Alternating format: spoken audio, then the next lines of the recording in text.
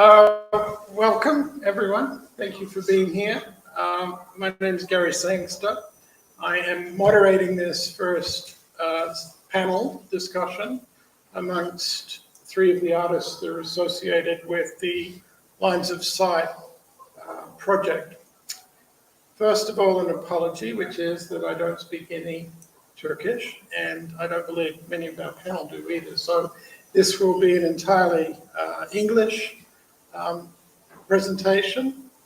But first of all, let's get into a little bit of the shape of the project. So next slide, run a slide, please. So I trust you've all been to the exhibition. Hands up if you haven't been to the exhibition. Caught you out. Okay, so you've all seen the exhibition, and it's in Istanbul. Let's talk a little bit about what Lines of Sight is. It's a research project as an intercultural dialogue between art and archaeology. And the project was implemented by the Friends of Aşıklı Society in collaboration with the University Autonomous Barcelona and the University of Dundee. The project is supported under the grant scheme for common cultural heritage implemented by the Turkish Ministry of Culture and Tourism with the support of the European Union. Next slide, please. So that's from our brochure, an image from our brochure, aerial shot of the Aşıklı archaeological site. Next slide, please. This particular exhibition includes 13 artists from Catalonia, Colombia, the UK and Turkey, and curators from Australia, UK and Turkey. Artists, there are 13 artists associated with the show. We have 3 who are speaking today. Bosch, immediately to my left, Dillwyn Smith in the center, and Anita Taylor. There are 2 curators, Ferhat and myself, Gary. Next slide, please. So the purpose of this seminar is very clear, to discuss the idea of reimagining the past through contemporary art and ask the question of the role of creativity and artistic practice in an evidence-based culture, which is what we currently live in. Next slide, please. So Bosch is an artist. Just wait. Bosch is an artist working primarily in painting, now also video, studied at the Royal College and the Rijks Academy, and is exhibited in galleries and museums internationally. Dillwyn Smith is an artist working in painting and sculpture, studied at the Royal College of Art, exhibited in galleries and museums internationally. Next slide, please. Anita Taylor is an artist and academic, works primarily in painting and drawing, studied at the Royal College, and is currently Dean of the Duncan and Jordanstone College of Art and Design at the University of Dundee, and exhibits in galleries and museums internationally. That's a common thing. Next slide, please. And I'm a curator, an academic, a writer, a museum director. Most of those I'm reformed or retired from, but I still keep things happening. So we already mentioned we want to ask the idea about reimagining the past through contemporary art. So next slide, please.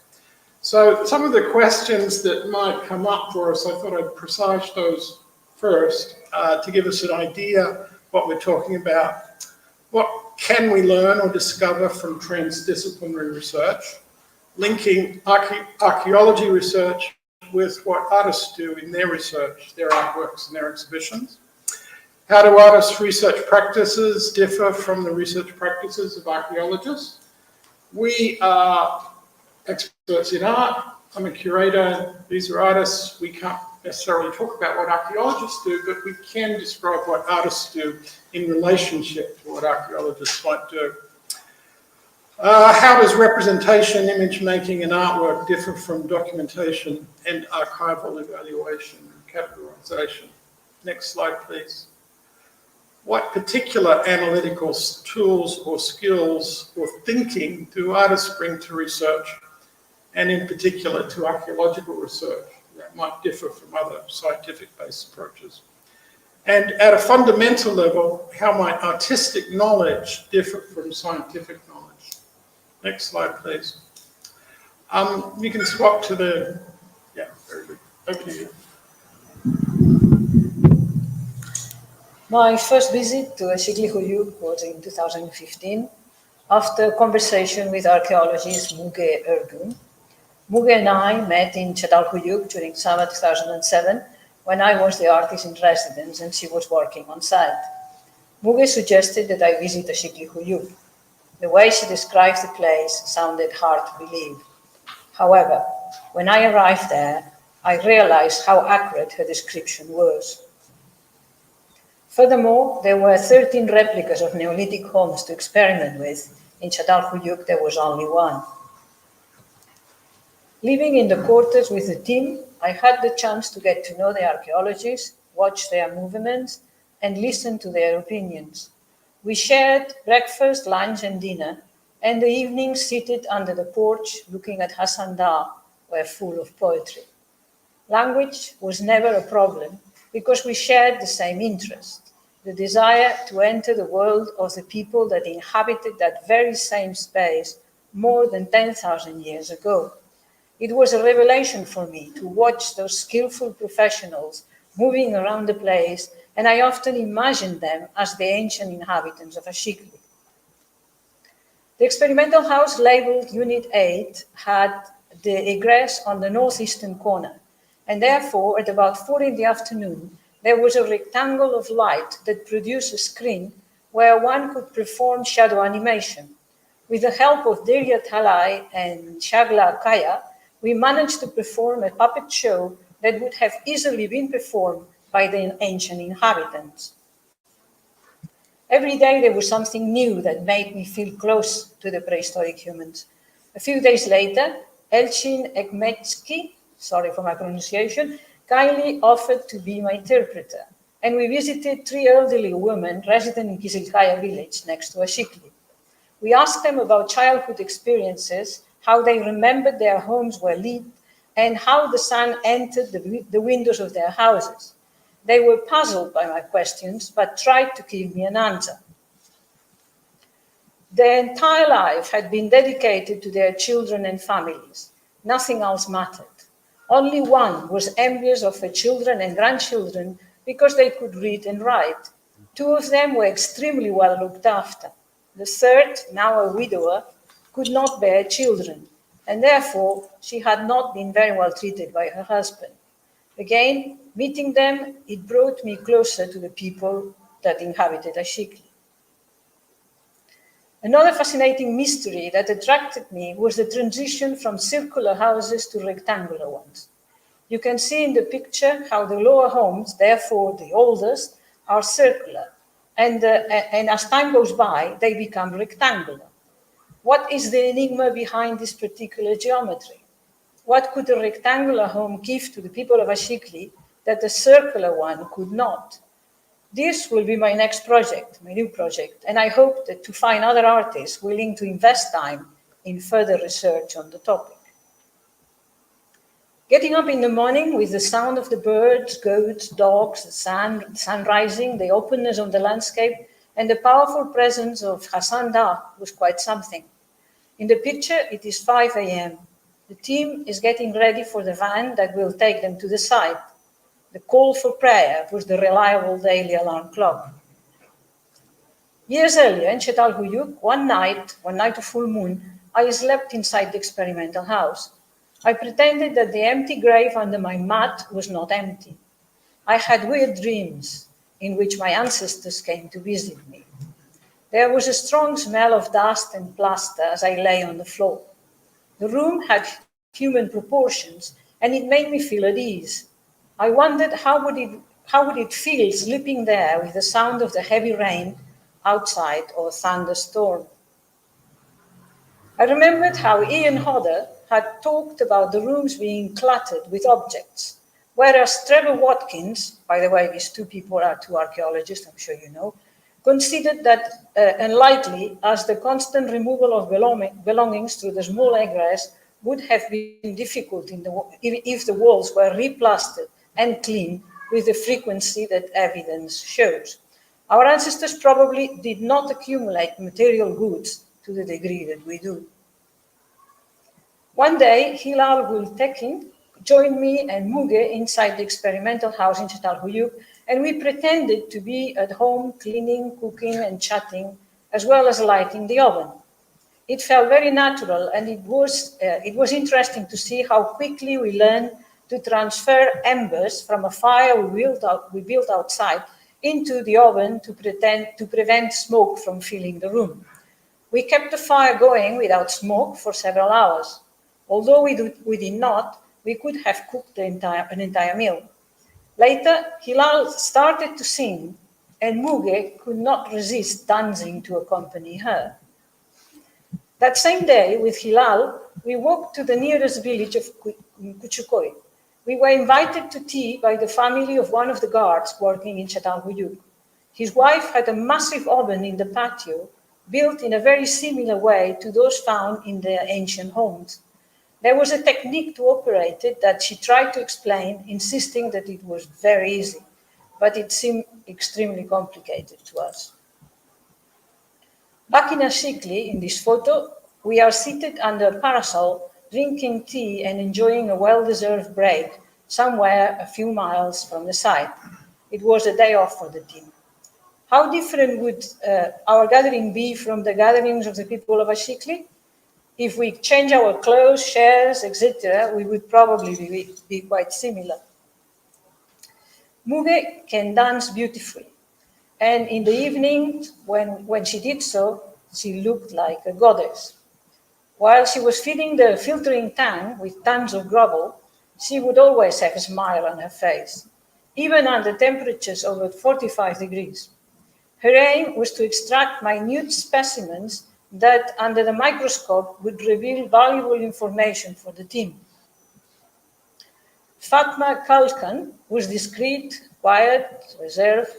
She looked like an Egyptian princess. I filmed her clearing the skeleton of a child.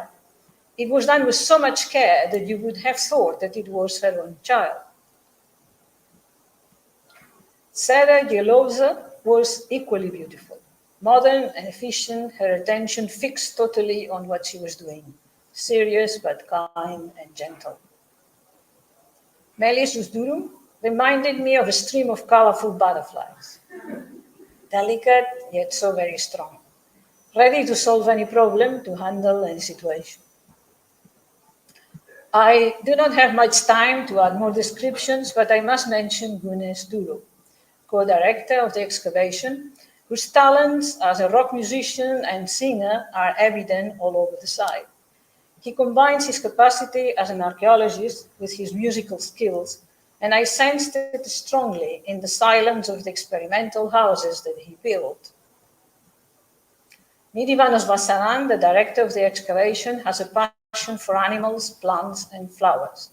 Along with the mammoth job of running the excavation, she maintains the place as if it was her back garden, and there is always a new dog as part of the team.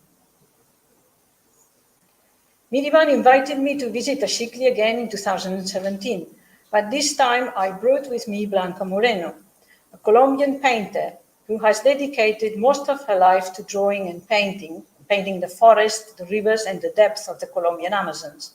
Her relationship with the landscape and the creatures that inhabit the forest, it is quite unique.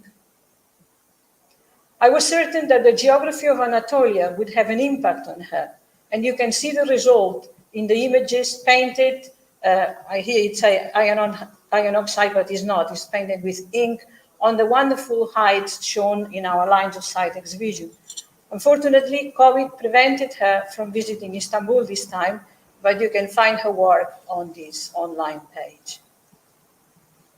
You can see both of us in this picture watching the sunset in Aşıklı, one of those magical evenings after dinner.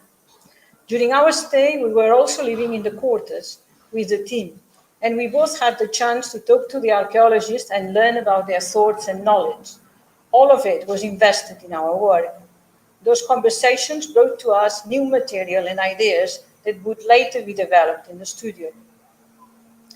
Because the egress of the homes is on the roofs of the buildings, and it is placed at different cardinal directions, the angle of the beam of light differs in each unit.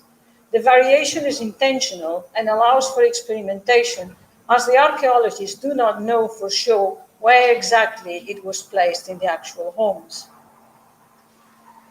I filmed the journey of the light traveling inside the different homes from morning till dusk. My aim was to give the viewer a sense of the passing of time that transcends the millennia that separate us from the inhabitants of Aşıklı.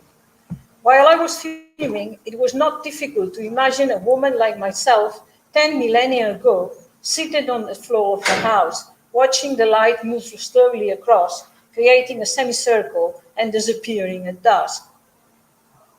Watching the beams of light move slowly down the walls, across the floor and up again, I was made very much aware of the immateriality of time and how the existence of any living creature is limited to a brief duration of time. Yet, the humanity of prehistoric people is beyond question.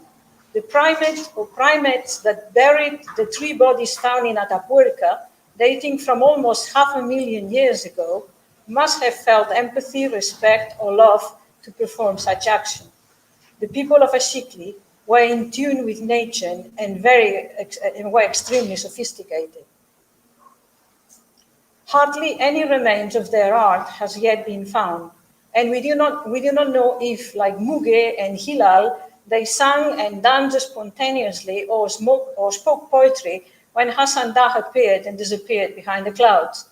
I believe humankind are at a crossroads, and that for our continued existence, we need more than ever to look for clues in those that have helped keep the human species going up till now.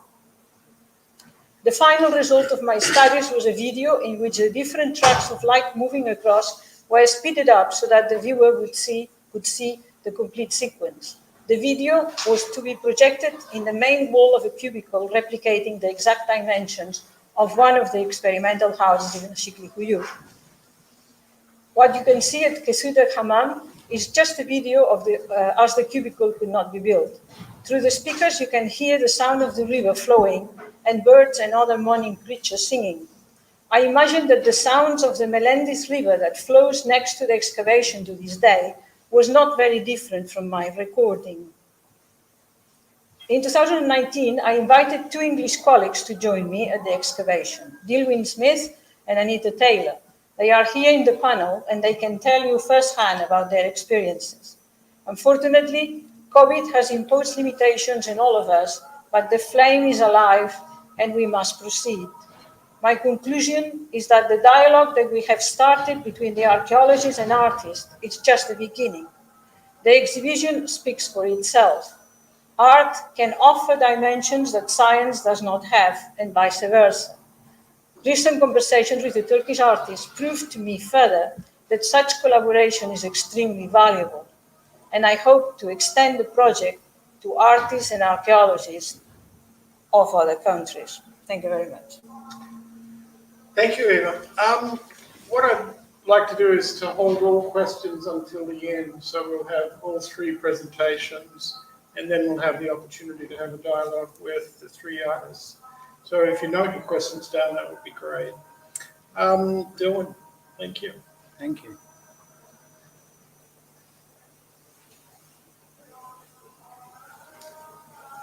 I have nothing written down.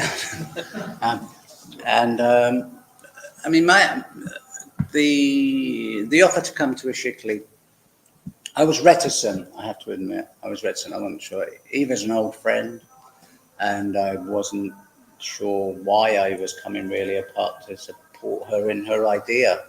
And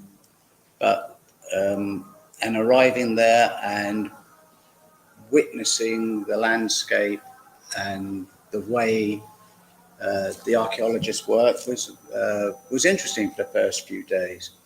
And I didn't do very much, I just observed. But what I packed with me in my one bag was some Japanese paper, a mulberry paper, a very fine but very strong paper. and a couple of paintbrushes. I didn't bring paint. I wasn't sure. I just thought something would happen. The site, when was it? August. It was August, and on site there were this yellow flower that was blooming everywhere. And I didn't take much notice, first of all. And I became interested in the fact that Hassan Dag had exploded at some point. I wasn't sure when. And that obsidian was all over the place. We were picking bits up and getting very excited about it. And then it occurred to me that I could begin to relate just being in the landscape. The work would come from that. And it's almost as though, yes, there is some relationship to people being in the same landscape, 10,500 years ago, but also, millions of years before that too. And I asked at one time, Muga about this plant, which she said was verbascum. And I asked her one lunchtime, could she ask these lovely ladies who were cooking the food for us, what did they know about the plant?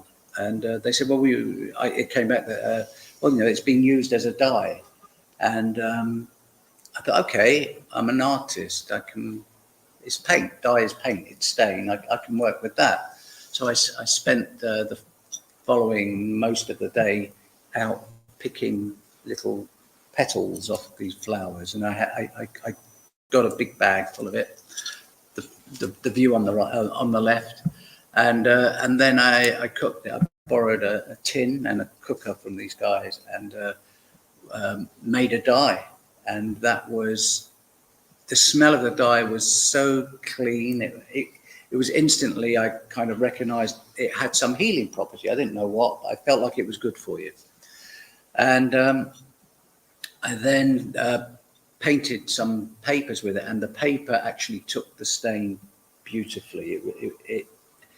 The paper didn't have a varnish on it, so the dye could infuse into the fibers.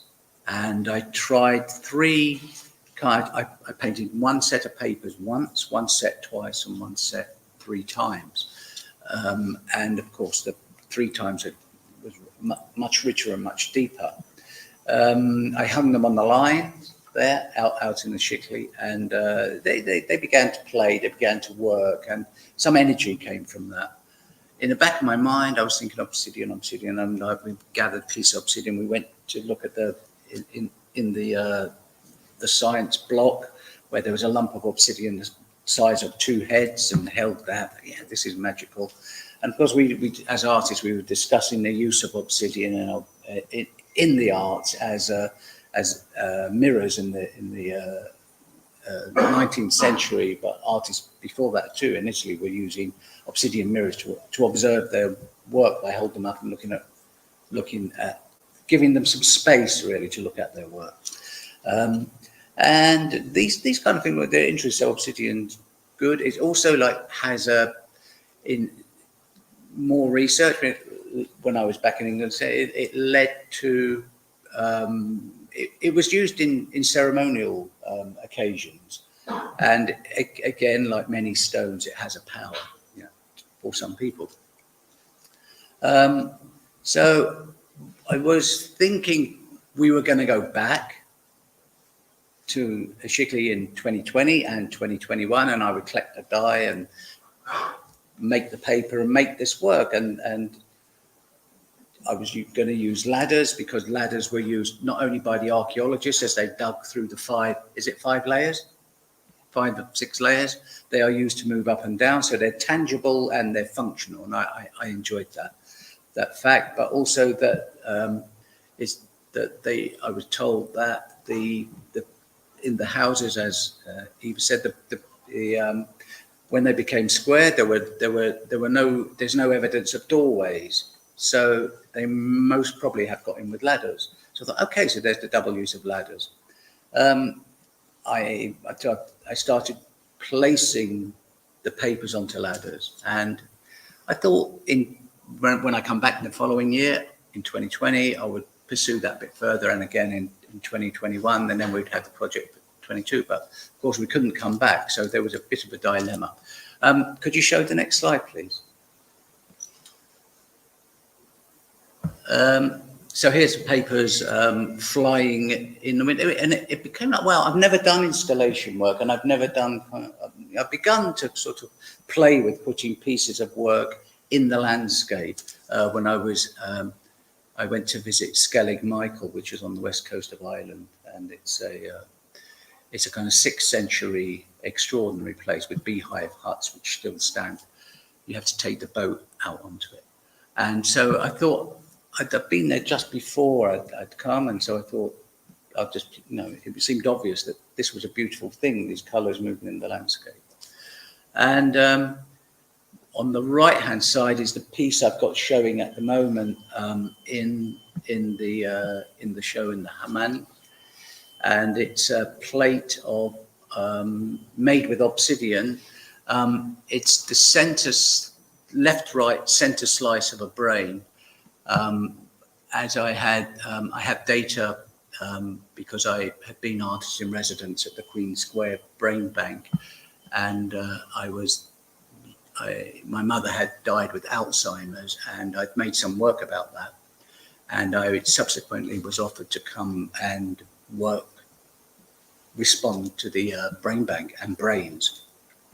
So I was able to scan the full brain, a fresh brain which had come in. They're all in Britain. They're all donated anonymously, and as the pathologist sliced the brain, this is the center slice, as I said. It scanned on each side, and I thought, well, you're making a piece of art. I'm not a scientist, so we scaled it up a bit, and I made some prints from it, and I'd made some prints on silver leaf with it.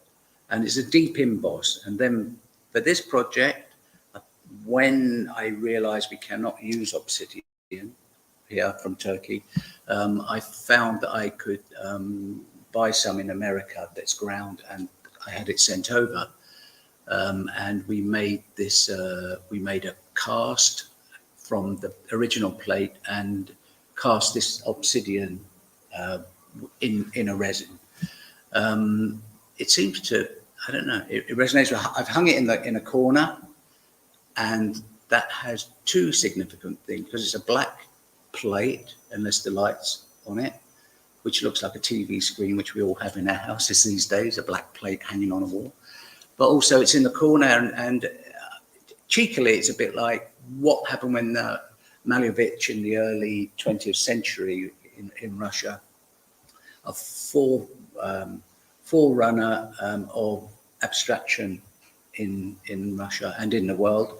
He made a piece called Black Square, which is very famous, and he made an exhibition in a room with these different square paintings. But the black square he put up in the corner, high in the corner, the place where the icon normally sits, and he left it there. So in a way, I like the cheeky bit. Well, let's put it on this angle, not flat on the wall. Can we see the next slide, please? So here's installation, the Bascom ladders. As you go into the room, there is the smell of the Bascom. And as I said, the Bascom is a healing plant. And it's gone from Anatolia, but it's out in America, it's out in East Asia, and it's all over the place. And even when I found I couldn't come back, I begged my friends when they were walking in British countryside, if they found it, would they let me know? And I got a call back within 5 minutes with a photograph of a Bascom plant. They grow like more than 2 meters tall. And I went straight there. I went 3 times to collect the petals from them, but I also took the root and I took the leaves and kept them separately and made these different batches. So they're slight different colors. And I called the project like Roots for the root of the plant, Bloom for the bloom of the petals, and Boom because the volcano exploded and gave me another element to work with. The verbascum, as I say, is being used medicinally in all different cultures, and it's been used fascinatingly in more or less the same way. It's very good for your lungs. It's an anti-inflammatory. It's used. The Romans used it to dye their hair when they were here. The Romans also used the leaves as the leaves are very thick and spongy, and they used to keep their feet warm in their moccasins. It's surprisingly one of the things which goes across cultures. It's very good for hemorrhoids. You make a pack of the leaf, make it warm, and you put it on your hemorrhoids. They're still using it today. So it has all these fantastic herbs. So I thought it's great to touch that. I've made some tea with it, which I'm going to give my guests here. Not my guests, your guests. I've made a herbal tea from verbascum, and you will see the colour. This is how the dye of the paper comes. Thank you. We wait 15 minutes, see if you die, and then that'll be after I've spoken.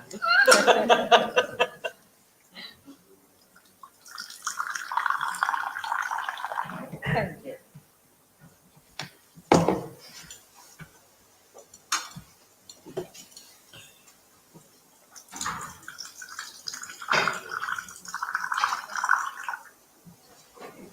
Thank you. if I had more cups, I'd give you some. Maybe after. Cheers. Chin chin. Chin chin, do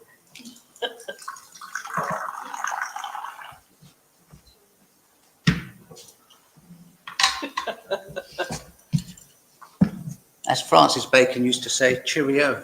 Thank you. Cheerio. Thank you very much, Dillwyn.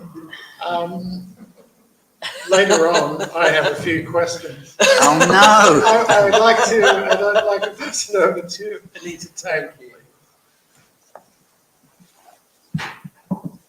Just waiting for a slide. Yeah. One more. That's great. I haven't brought any documentation of my research process at Aşıklı. As you've heard, Dillwyn and I were invited by Eva to visit the site. I have a history as somebody who spent several periods of time as an artist in residence in historic environments. So when I left the Royal College of Art, where I met these two, I went to Durham Cathedral. So I became an artist in residence with a brief to respond to the cathedral over 12 months. And it was brilliant. It was competitive. I was awarded the residency and I arrived and I thought, what do I do? Because this is a huge undertaking. It's a huge privilege. It's hugely humbling. And it's hugely daunting to think about how you respond to history and how you respond to something which is deeply about being human. Because cathedrals are built, whether you believe in anything or not, they're built with a structure and a form which is really about thinking about, for me, witnessing the past and things being revealed through light. And that's a symbol or a metaphor or actually something deeply aligned to drawing, which I am deeply committed to as a research method and a process and a fundamental means of expression, communication, documentation, in revealing the imagination, both to me as a maker and to others as the evidence and the trace of that making and thinking. So for me, that's where I start, and I'm a real believer in serendipity as the best research method, given we were given that task to talk about it, in the world, is that actually it's about being open to the connections that we make, both as we traverse life and getting on with things, but also as we traverse thinking about how we make connections through the visual arts or through making or whatever it might be, whatever form. So for me, I'm really fundamentally interested in what it is to be human and how you deal with that through drawing, which for me fundamentally addresses that, because we all draw, everybody draws, and we've drawn through all cultures and we've drawn throughout all time. So for me, it's something that I'm really passionate about. through my life as a person, as an educator, and as an artist. So that's where I start. I came to Aşıklı on the field visit in 2019. I met lots of fabulously inspiring people who care for Aşıklı. And for me, I'm also interested in that parallel act of caring, observing, reflecting, analysing, and forming an equivalent to that experience, whether that's in an academic paper, that forms an equivalent to that experience because it tries to convey it to other people. The written word for me is after the drawn image, but maybe they come together, and drawing and writing obviously have parallel connections. So I'm really interested in how we convey insights, knowledge, understanding through every act that we do, every communication that we make, whether it's emotional, spiritual, factual, analytical, observational. So for me, getting to Aşıklı, I didn't know how I was going to respond, and I actually spent a lot of time on the site watching everybody else, absorbing the site. I drew observational drawings, which I don't do. I don't work outdoors. I actually live in an interior world. Very particularly in my work deals with an interior world, and it deals with an interior world which is about exploring what it is to be a woman, what it is to be a female subject within art, and what it is to address those myths, narratives, histories, stories, observations about being in the body that I'm in, and I happen to be a woman, and I happen to be interested in how they're represented. So for me, being outdoors, despite being brought up in a completely rural agricultural space, growing seeds, tilling the land, farming, I'm a farmer's daughter. For me, it's always very much been about that interiority and our relationship as people and people to people. So for me, it was quite a challenge. It was a leap of faith to come to Aşıklı, but I was really fascinated about the narrative. It's the nature of it as an early settlement, and actually what evidence there was of human culture, material culture. So having got there, there are two things for me. You can keep showing the slides, just roll through them, they're fine, because you've got images of the installation. And we'll rest on this one for a while. So for me, I've spent a long time absorbing, a lot of reading, a lot of listening, actually, on the site, and listening to other things and listening to other people's experiences. And I actually didn't know how I was going to respond. I've never known how I'm going to respond. Because it's something that's quite instinctive. And I have a process and a method which is to have large pieces of paper which I make marks on, and I find what I'm seeing and thinking by making the marks. They accrete, so there's an accretion of dust. I work with charcoal, which is a really early form of material for mark making. It's burnt wood. It's very primal, it's carbon. We're made of carbon, it's carbon. So there's a resonance for me around the dust as it accretes. So it forms its own trace, it forms marks that talk to me. And out of them, they build into images, and those images I can remove, I can remake, I can leave a trace of those thoughts. But I have been making a lot of drawings, and the thing that's common to the experience of Durham Cathedral, to this work, is that I was making work about being a witness, and the sense of stepping aside to observe. If you are an observer, whether you're a scientist or the other, you actually step aside to look and to experience and to do whatever you're doing. So for me, the witness series, there are second witness series. There's a witness series which is about what do we look like, how do we express, what is our gesture, how do we tell the world that we are regarding and watching and looking and documenting and actually analysing everything that's going on around us. The previous work was installed in a close space with heads these size, so that you sat right in the middle of them. And they were both caressing, kind, generous, challenging, threatening, inviting, sending you out into another world. And these drawings, so the heads, the faces, are really drawn from me. I work with a mirror and I work with mirrors to use myself as a reference point. They're not necessarily self-portraits, but I'm the person in the act of witness. And I'm witnessing myself thinking about being a witness. I, like Dillwyn, found, because I'm really attracted to the idea that obsidian would have been a mirror, and it would have been the first opportunity, as with any mirror, to see yourself at any time, in any period.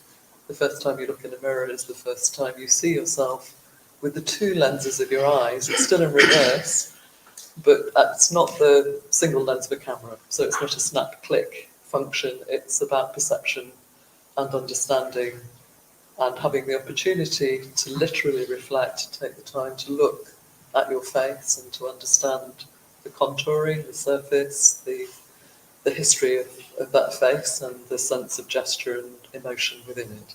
So I acquired, and I meant to have it in my pocket, an obsidian mirror that sits in my hand. So these large heads are drawn using a small mirror to translate and transcribe drawings which are seen in a dark mirror, and they're seen in something that both reduces the image, but also, for me, gives me the opportunity to expand that image to the whole sense of the drawing. For me, I was still trying to make sense of how I could convey to anybody what I'm witnessing. And for me, I was frustrated that I couldn't travel because of COVID. I wanted to come back to see some of the artefacts.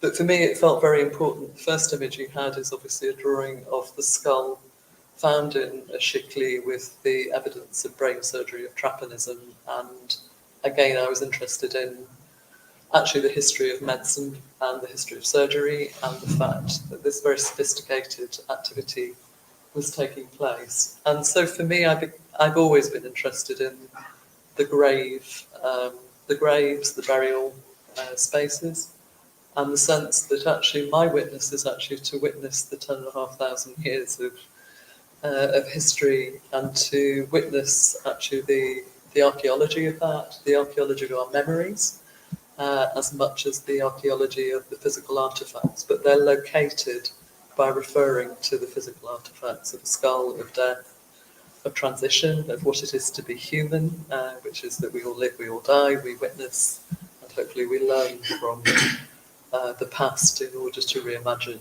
the future. So maybe I should stop there. If you want. Do you want me to? I don't know how long I've been speaking. Is that right? So I can say more, but I'm happy to stop there. No, we can stop there. Thank you very much.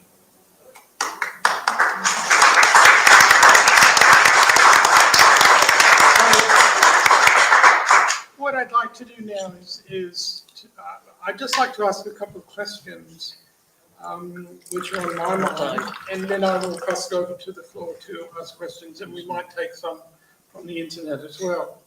I was struck by all three of you talking about this sensate quality that artists have, this responsiveness to stimuli, this way of interacting, and I think you used the term serendipity, and even focused on the idea of imagination, projecting yourself into an ancient Neolithic situation. So the first question I have is, that sounds all very accidental, and it seems to me that there are ways to enhance and produce that process. And what would you say about Aşıklı that has enhanced and produced that process of being sensate and having that imagination, as opposed to other ways that you undertake research? You want me to go first? Yeah. For me, the open question, actually the freedom to a suspended moment in time, a visit, to think about, to just absorb, to think about what it was. So actually liberating me from everything else that I was doing. And the opportunity to absorb what other people were doing. I mean, since then, I've joined the University of Dundee, which has an enormous commitment to interdisciplinarity. We run an art, science and visual thinking programme, we run design for healthcare, we do all sorts of things that are about the application of creativity in concert with other disciplines. So I guess for me, I've always enjoyed working with other disciplines. And for me, it's understanding that parallel investigation. So I do think it's an investigation. I think serendipity for me was the opportunity to go to this amazing place and meet and see amazing work. So that was my serendipity. It was about the connection. The serendipity beyond that is about how I apply a method of drawing, seeing, understanding, reflecting. I'm analysing too, and I'm absorbing research papers, I'm absorbing conversations, I'm absorbing drawn observations. And the synthesis and distillation of those things are how the rest of the work comes together. Dillwyn? Can I go last? Have to ask Eva. Okay. Eva? Well, I would actually focus in the imagination side, yeah? I mean, something that fascinates me about Aşıklı is how is it possible that these people, that they built these very sophisticated houses, that they had systems of ventilation, they can calculate, everything to an extraordinary accuracy. They didn't produce art. So, I mean, again, it's my imagination. I cannot talk from the point of view of a scientist, but I'm damn sure that there was art. Was it music? Was it poetry? Was it observation?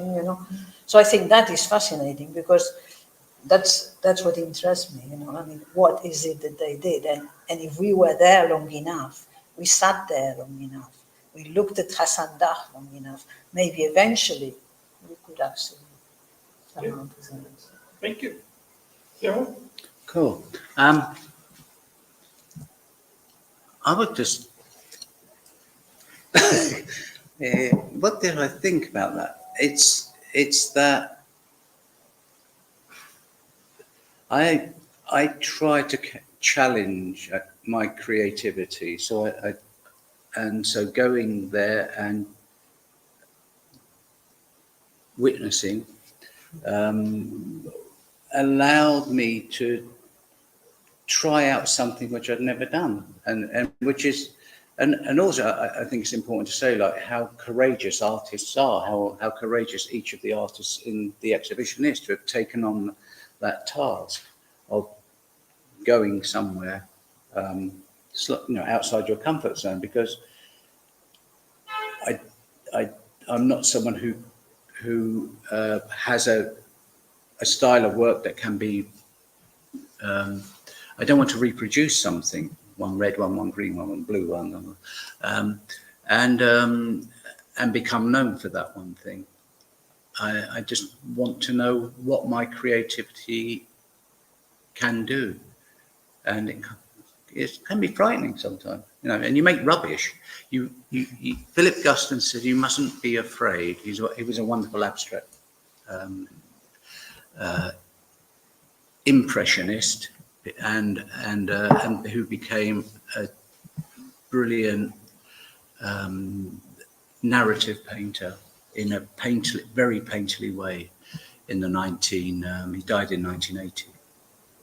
And he said, you've got to be unafraid to make bad work. You've got to make bad work, and you've got to be unafraid to do that. And I do that a lot. So. Maybe you want to be known for yellow work now? The second question I have is very straightforward. Tell me, what was the most important discovery you made in terms of your work through this particular research project? Just one.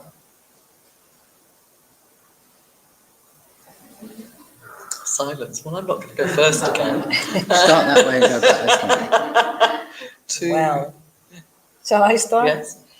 Well, when I discovered light in Izleri, I was just watching this beautiful sort of line, moving. And so, you know, the more I looked into it, I mean, painting is about light. So that was the physical light, you know. So that was the discovery. I mean, the great similarity that there is between real light and the light that I played with color. Mm-hmm. Right. I just think these people are so extraordinarily intelligent, not that different to us. In fact, the input which they had and the things they discovered and had discovered are most probably greater than the things we are jumping through. You know. I'm not sure. I'm still not sure. You asked for us, didn't you, in terms of practice? Yeah, you. I guess about the reaffirmatory nature of drawing as a means to communicate and express, and its capacity to do that pan language. I mean, it's confirmatory, I would say, or affirmatory for me, but actually that conviction that that drawing has that space that can talk to other people across culture, across disciplines, I believe, and you can tell me I'm wrong, because it might not be that these drawings do it, but actually that, for me, that was the investigation, if you like, I guess. Does that matter? I'm sorry. And does it matter? No, I don't know if it does, but... The last question I want to ask is a harder question in a way. We've gone through this process and we found an exhibition site, and jointly with the curators, Brad, myself, and all the team and the artists, we produced an exhibition. What I'd like to ask from the artists is what kind of impact producing the work or presenting the work for exhibition, how does that impact the work? Because you have a vision for the work and you produce the work, and then you come to the site and install it in a particular way. What advantages are there and what disadvantages are there in terms of presenting work in this kind of context? From my own impression, the site that we have to present this exhibition actually adds to the project because it's not a white cube. It's a particular sort of resonant kind of environment. But I find that, I'll go first. I found it, I think it's a marriage made in heaven. It was just like, you know, we do what we do, and then it's like the context, and it's exciting to see something. It's exciting to have those struggles and work stuff out. I never expected it to be in a white room, so, but I didn't know what it would be. I did have issues with the windows being coloured and the intense light that was coming in, when I thought, my precious papers, they're not yellow anymore, they're blue and green and yellow. And then in the end, like today, I'm going, actually, that's cool. So that's life, you know, there it is, the sun going around yet again. What? anyone else? It's, for me, the wonderful opportunity to present them unframed.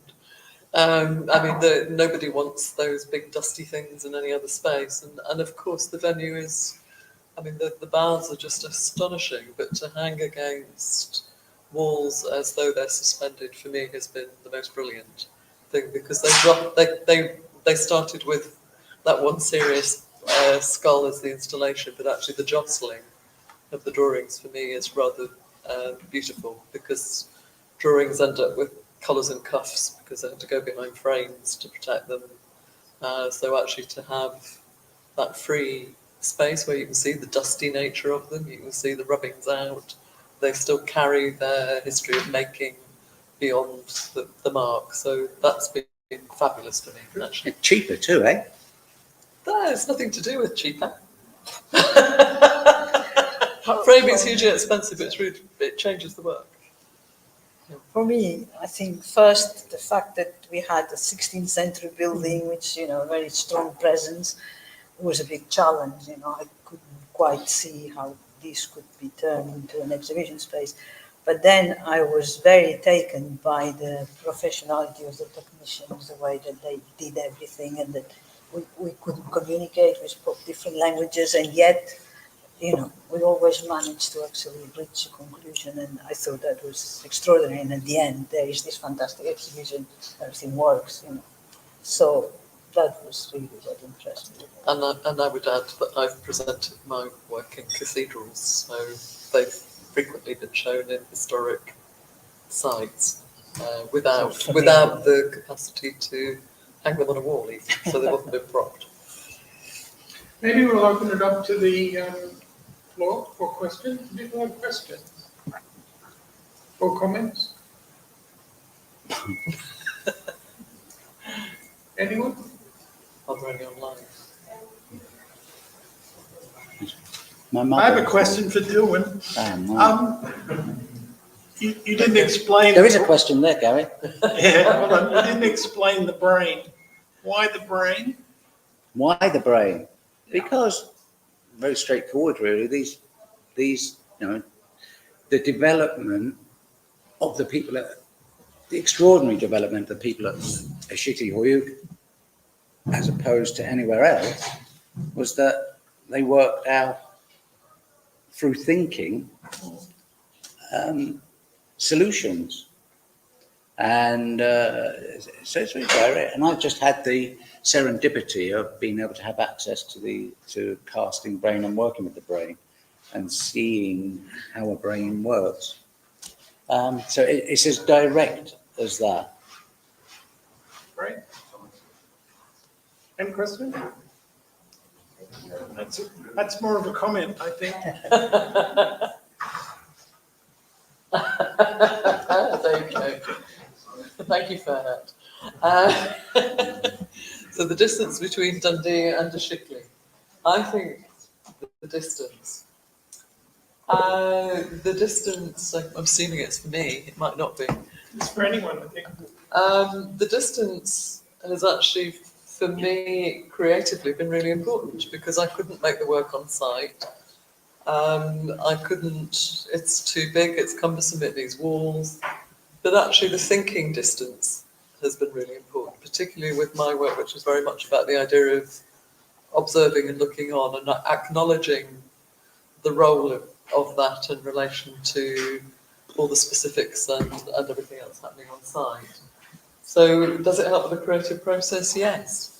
But I would hope that we bring also something from Dundee. I touched on it about the nature of interdisciplinarity and the way we do work with people from different disciplines. It's the most interdisciplinary art and design school I've worked in, and we genuinely are. We have forensic art and we have all sorts of things. And for me, drawing moves across disciplines anyway. I'm sure you're all drawing in different ways, whether it's about a doodle or a diagram, we're all drawing. And so for me, the creative process is something that is about the connections that we make across space and time and distance, and the different perspectives that we bring from different places, cultures, spaces, and disciplines. And that, I think, is a creative flux. And if we can accept that as a creative flux, then we can learn from each other in that space. Right. Another one, please.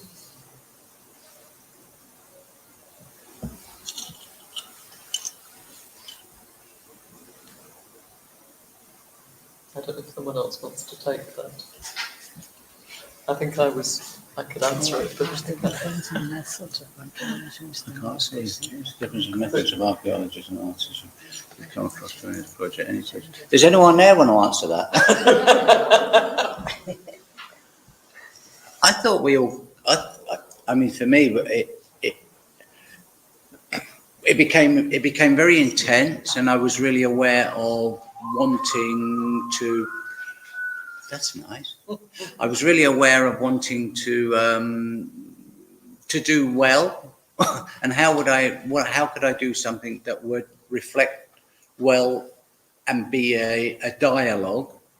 And it was once I honed in on the idea came, and then I forgot about methods and just got on with it and asked people who were ever around, there's this and that, and we were equal. We seemed equal. So I enjoyed the equality that that came between us. But I normally would just work on my own, and I don't really talk to people about how I work. So interacting was interesting. Well, I would say that, you know, when I was with Blanca, for example, I mean, Blanca has got a fascination for animals. So from the moment that we arrived, I mean, she was very responsive to all the butterflies, the worms, anything which was a living creature. She was completely drawn to it. I actually secluded myself inside the experimental house. I started smelling the mud and the plankton and whatever. So these are the different ways. So I mean, the thing that appeals to you, you immediately find yourself in the middle of it without even thinking, you know. So I think that's the difference, really. I think for me, what I was struck by was actually the multidisciplinary archaeological team. And for me, that was, it wasn't a prejudice at all. It was actually just realising the different disciplines that are already coming together at Aşıklı. So for me, I think Mihriban is deeply inspired in Güneş, and actually I think the whole sense of a collaborative effort to understand Aşıklı and its origins and what it meant and the culture through the evidence that's there, just for me was really, I guess, enhancing. And for me, I mean, I did do the archaeological strand deep back in the undergraduate first year unit at art school. And I've been very interested actually in British archaeology at that point in time, and actually as a child. So for me, it kind of brought together, it was about the way that it linked everything, which is everything was about society. So, you know, food culture, growing culture, building culture, design culture, they're all deeply there. So for me, it was the resonance of that that was particularly inspiring and welcoming, I think. I'd also like to add that science has particular methodologies in place in order to arrive at certain kinds of hypotheses and which are tested and then evaluated and conclusions are drawn and then they're peer-reviewed, etc. It operates a little bit differently in the art world, I think, but methodologies still exist, which are profoundly regimented in a way. And one of those methodologies, I think Dillwyn alluded to when he mentioned Malevich and the Black Square painting, and then he mentioned Philip Guston and his transition from abstraction to figurative narrative art. And how this methodology works is that these artists have made certain kinds of stylistic developments which become models for contemporary artists to work with, react against, comment upon, reuse, reframe, recycle. And in a sense, it's a quite a structured methodology, which is the history of art. I know Eva frequently mentions her admiration for Picasso, for instance, as an inspiring figure for her work. Well, it's more than just inspiration, it's actually a formal methodology in the way that you begin to develop your own practice. No, do you disagree? No, I don't disagree. It wasn't a question. Oh, that's good. Thank you. Sorry, I thought I missed the question. Any more questions? Okay. Any more questions from the floor? Any questions? How can you define the community as an artist? You know, we have very lack of evidence, or we actually have no any idea about their artistic expression.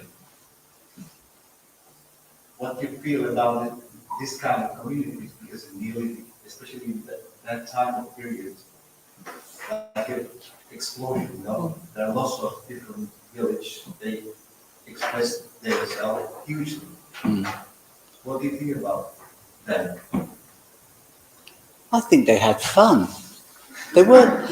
No, it wasn't just it wasn't a miserable. It wasn't a miserable existence. They were just doing what we're doing. This could be seen as a miserable time. They were doing Imagine if they tell them you've all got to go into your huts for 2 years and not come out. You know, like no, we're just. My feeling is that we're not that far away. And we always have very optimistic answers. It must have been organic, like the wood, some other things. But I don't think, because they have colors, they have lots of methods around. And they're curious. We can tell they were very curious by the things they actually, the things they achieved. They were curious. I think for me that's 500 people, very proud of people.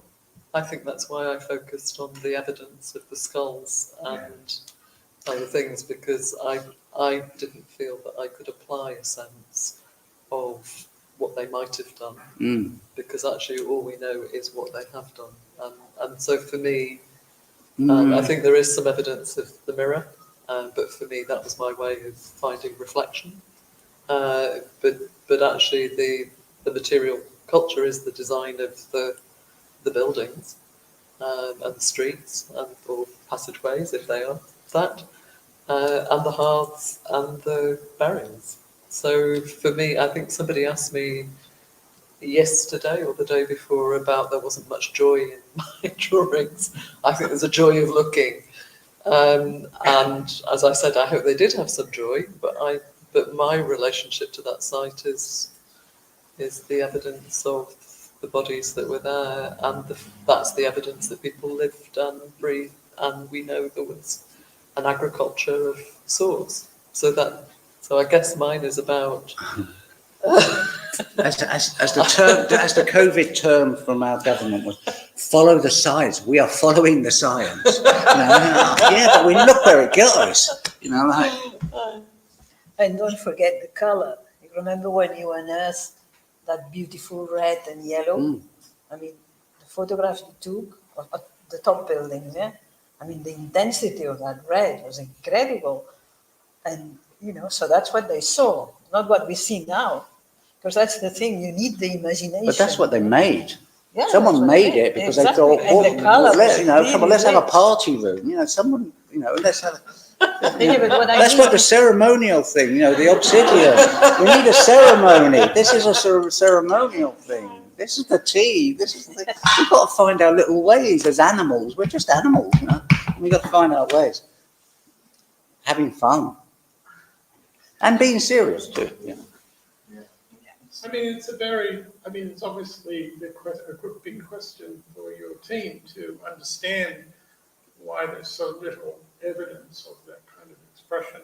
And so the issue is one of, I guess, form and style. What kind of forms might have taken place in terms of art? And what kind of styles would they have been without leaving any trace evidence? So I don't know, maybe they're into dance, or maybe they're into, marching back and forward. What form and style doesn't leave a trace? Maybe they were into survival. I mean, maybe art can be adventure also. Yes. For some reason. Or just sound. It could have been all to do with sound, which or walking. Or walking, making, or looking. And another question I wanted to ask as well.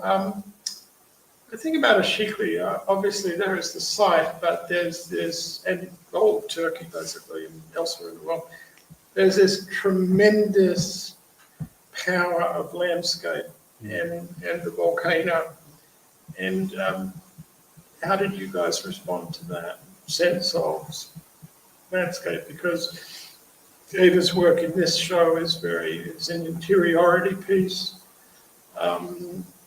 Dillwyn's deals with plants and colour and dyes, and Anita's is again very human-based and interiority again. So what was your reaction to the landscape? the power of that landscape. It's power. It's so all encompassing. I don't know how you would. For me, landscape is something I might document for my own thought processes, but I don't think it's possible to document the beauty of that landscape. I don't know how. I mean, my work's about forming equivalents, and that's what I think a good piece of art is. It forms an equivalent to, or a good drawing, to an experience, and I don't think I can meet that experience. I can experience it, but I don't want to replicate it. I want to be in it. And in a way, maybe that's the experiential knowledge of the culture that we're examining. For me, it was it's that moment of dusk and dawn, and the witnessing of dusk and dawn, and how that has never changed. These guys were looking at this similar, well, almost the same, no? This, how light changes, how light's in the air, and the enormity of the sky.